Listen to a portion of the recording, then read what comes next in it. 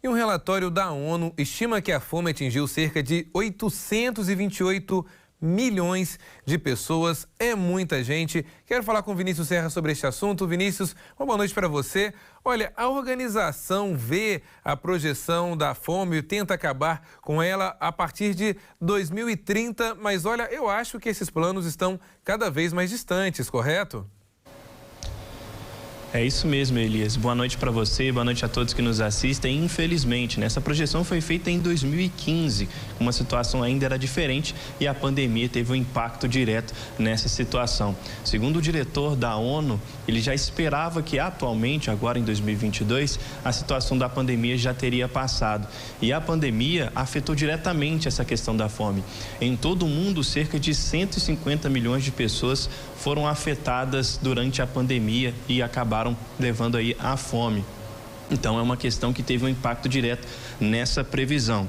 E se a gente fizer uma comparação, por exemplo, com o ano passado, tivemos um aumento também de 46 milhões de pessoas, que acabaram também com mais fome em relação ao ano de 2020, que a gente já estava dentro da pandemia. E dentro desses números, esses 826 milhões de pessoas, a previsão é de que 670 milhões de pessoas continuem passando fome até o final da década. Esse número é parecido com o que foi elaborado em 2015, quando a estimativa de tentar erradicar a fome em 2030 foi feita. E o relatório também destaca de forma negativa a questão envolvendo a América Latina e o Caribe. Um dos representantes de uma das agências da ONU, o Júlio Verdaguer, ele disse que a situação é extremamente grave. Em 2 anos, cerca de 13 milhões de pessoas caíram na fome. E também ele estima que 4 em cada 10 vivem de insegurança alimentar. Então os números não são interessantes para a nossa região aqui, por exemplo.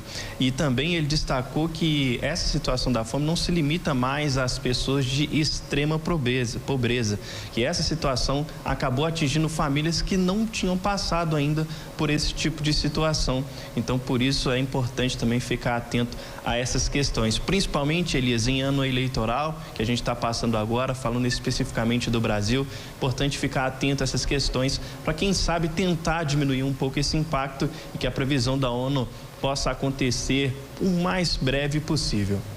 Pois é, Vinícius, e lembrando também que quando se fala em fome, quando se fala também das condições dessas pessoas, estamos falando de pessoas que realmente precisam de comer e muitas das vezes não têm o básico dentro de casa. Mas há também uma outra questão importante, e talvez você que me assiste pode passar por ela, é de precisar comer um pão e não ter dinheiro, é precisar comer alguma coisa diferente e não conseguir, é ter que realmente limitar a alimentação, muitas das vezes em almoço e talvez um jantar.